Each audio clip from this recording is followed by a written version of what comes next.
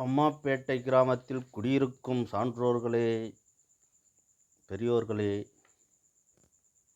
உங்கள் அனைவருக்கும் அதுவும் குறிப்பா அம்மாப்பேட்டையில பேருந்து நிலையம் பஸ் ஸ்டாண்ட்ல இந்த கிழக்க நாயக்கர் சமுதாயமும், அருந்தொர் சமுதாயமும் இருக்கக்கூடிய பகுதி மக்களுக்கு தான் இந்த வீடியோ காணொளி. இது எந்த சம்மந்தப்பட்டதுன்னா, கூட்டுறவு சங்கங்களின் மூலம் அமைக்கப்பட்ட ரேஷன் கடை தொடர்பான பதிவு.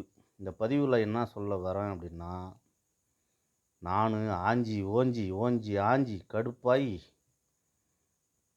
டயர்டாயிட்டேன். ஏன்னா அம்மாப்பேட்டை கிழக்கு கூடுதல் ரேஷன் கடை வேணும்னு சொல்லி 2017 பிப்ரவரி மாதம் 2ஆம் தேதி முதல்ல கலெக்டர்கிட்டையும் மாவட்ட ஆட்சியர் மற்றும் மாநில முதல்வர்கிட்ட மனு கொடுத்தேன். மாவட்ட ஆட்சியர்கிட்ட அப்பறந்தவர்கிட்ட நேரில் பேசினேன். ஆனால் கூட்டுறவுத்துறை அருமையான ஒரு துறைங்கிறத எடுத்துக்காட்டா, நான் கொடுத்த மனுவோட விவரம் 2024 பிப்ரவரி மாதம் 2ஆம் தேதி. அந்த 2ஆம் தேதியிலிருந்து 1, 2, 3, 4, 5, 6, 7, 8, 9, 10, 11, 12, 13, 14,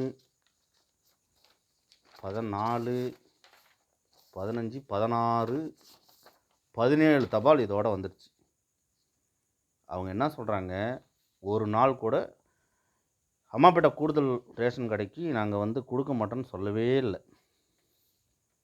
கள்ளக்குறிச்சி மாவட்டம் சின்னசேலம் ஒன்றியம் வடக்குநந்தல் தொடக்க வேளாண்மை கூட்டுறவு கடன் சங்க கட்டுப்பாட்டில் செயல்படும் அம்மாப்பேட்டை நியாய விலைக்கடையினை பிரித்து புதிய பகுதி நேர நியாய விலைக்கடை அமைக்க சங்க நிர்வாகத்திடம் முன்மொழிவு கோரப்பட்டதில், புதிய பகுதி நேர நியாய விலைக்கடை அமைக்க மேற்படி பகுதியில் பஞ்சாயத்து கட்டிடமோ அல்லது வாடகையின்றி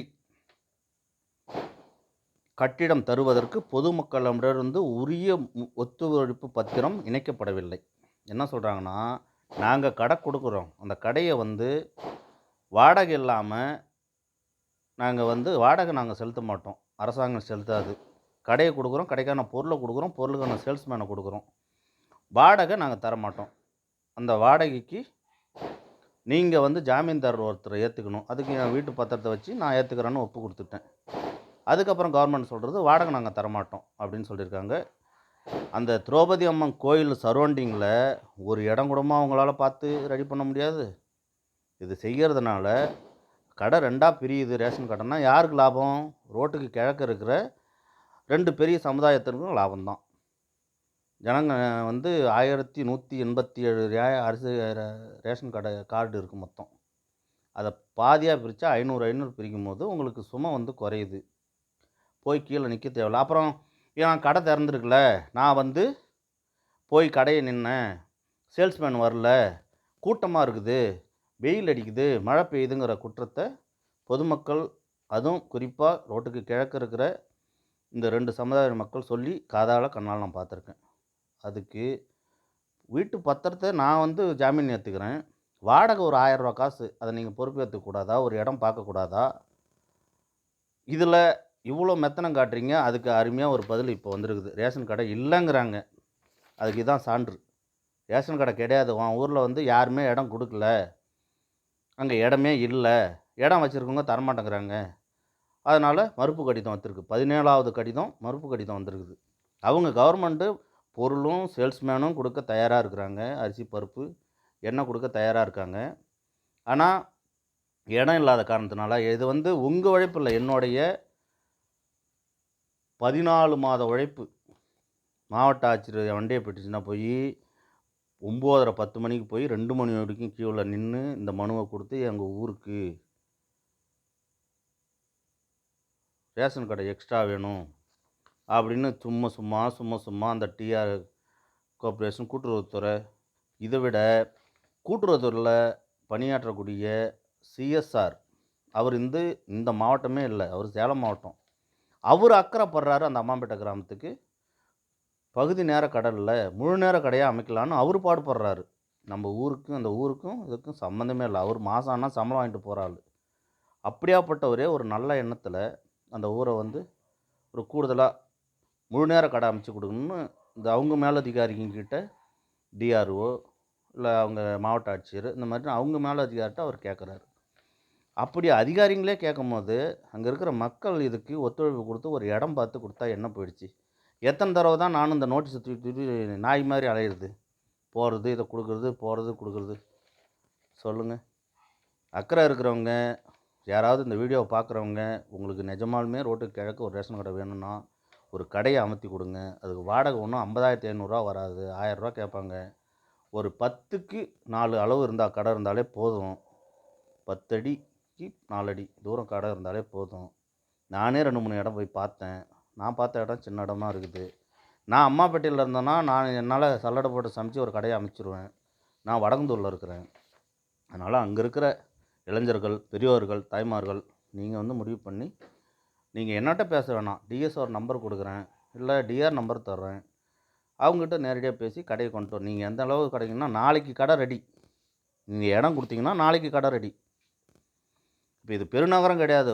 ஒரு கடை விடுறோம்னா 25,000 வாடகை, 25 லட்சம் அட்வான்ஸ்ன்னு போடுறதுக்கு இது பெருநகரம் இல்ல. அம்மாபேட்டை கிராமத்தில இந்த அளவுல வந்து ஒரு கடைய நீங்க ஏற்பாடு பண்ணி, கடனா இல்ல ஒரு இடம், ஏதோ ஒரு அவங்க கேட்கறது என்னன்னா, சிமெண்ட் தளம் போட்ட ஒரு பில்டிங். ஏன்னா, தகரம் போட்டோ, இல்ல வந்து ஓட்டு வீடோ இது இருக்கக்கூடாது. பொருள் பாதுகாப்பு இல்ல. அதனால சிமெண்ட் வீட்டில தான் தருவேன் அப்படிங்கிறாங்க. அவங்க பொருள் இது நலன் கருதி. அதனால நீங்க வந்து முயற்சி பண்ணி இந்த ரேஷன் கடை விஷயம், நீங்க ஒத்துழைப்பு உங்ககிட்ட இருந்ததுன்னா, அம்மாபேட்டை மொத்த மக்கள்கிட்ட சொல்றேன். அந்த ஒயின் ஷாப்பை எப்பயே தூக்கியிருக்கலாம். இந்த இடத்திலே இல்லாத. நான் ஒருத்தன் தான் பாடுபட்டு கிடக்கிறேன். யாராவது இத பத்தி ஏதாவது சொல்லியிருக்கீங்களா? இப்ப கூட என்ன சொல்றாங்க, ஒயின் ஷாப்லாம் எடுக்கல. அந்த ஒயின் ஷாப்போட பொது மேலாளர் விழுப்புரம் அவர்கிட்ட நான் பேசுறேன் நேத்து. பேசும்போது என்ன சொல்றாரு, முதல் மனுவ உங்க ஊர் ஒயின் ஷாப்ல இருக்கிற சூப்பர்வைசர்ட்ட குடுங்க. 2வது மனு எங்களுக்கு குடுங்க. 3வது கலெக்டர்ட்ட குடுங்க. எல்லாம் ஒற்றுமையா இருந்து செயல்படுங்க. இந்த கடைய எடுக்கிறதுக்கு நாங்க முயற்சி பண்றோம். முதல்ல சூப்பர்வைசர் குடுங்க. நானும் ஒரு 10 பேர கூப்பிட்டு பார்த்தேன். வாங்க, அந்த ஒயின் ஷாப் சூப்பர்வைசர் பேரு சூப்பர்வைசர் நம்பர் 45 கடைசியில முடியும். அவர்கிட்டயும் பேசினேன். நீங்க வாங்க எப்போனாலும் நான் மனு வாங்கிக்கிறேன்னு அவரும் சொல்றாரு. இதில என்னங்க இருக்கு? நாங்க எங்க போனாலும் சம்பளம். இந்த இடத்துல வச்சிருன்னு என்ன இருக்கு? நீங்க வந்து மனு குடுங்க, நான் வாங்கிக்கிறேன்னு சொல்றாரு. அவரு சூப்பர்வைசர் பேர் வந்து ராமச்சந்திரன். கள்ளக்குறிச்சி பக்கத்தில ஊராம். அதனால ஒற்றுமையா இருந்தா எத்தனையோ விஷயங்கள வந்து அந்த கிராமத்தில சூப்பரா சாதிக்கலாம். நீங்க யாராவது இந்த வீடியோவ பார்க்குறவங்க, அந்த ரேஷன் கடைக்கு ரோட்டுக்கு கிழக்க திரௌபதி அம்மன் கோயில்கிட்ட, இல்ல எங்கேயோ ஒரு இடம் நீங்க பாருங்க. இந்த ஆர்டர் காப்பி என்கிட்ட இருக்குது. என்கிட்ட கேளுங்க. இல்ல உங்க ஊர் அந்த அம்மாபேட்டை சேல்ஸ்மேனு இப்போ வந்து மாத்திருக்கிறாங்க. இதுக்கு முன்னாடி கச்சிராபாளையத்தை சேர்ந்த திரு கோபி அப்படிங்கிறவரு இருந்தாரு. இப்ப மாத்தூர் கிராமத்தை சேர்ந்த திரு முருகன்கிறவரு இப்ப அமைச்சிருக்கிறாங்க. அவங்க கிட்ட குடுங்க. இந்த மாரி நான் இடம் பார்த்துட்டேன்னு சொல்லுங்க. அவங்க என்கிட்ட சொல்லுவாங்க. நான் அவங்ககிட்ட சொல்றேன். உங்களுக்கெல்லாம் ஒரு கும்பிடு போட்டு சொல்றேன். அந்த ரேஷன் கடைக்கு என்னுடைய உழைப்பு நெறைய 14 மாசம் தொங்கிட்டு இருந்தேன். அதனால நான் போய் அங்க பை எடுத்துட்டு போய் மண்ணெண்ணையும், கிருஷ்ணாயிலும் வாங்க போறதில்ல.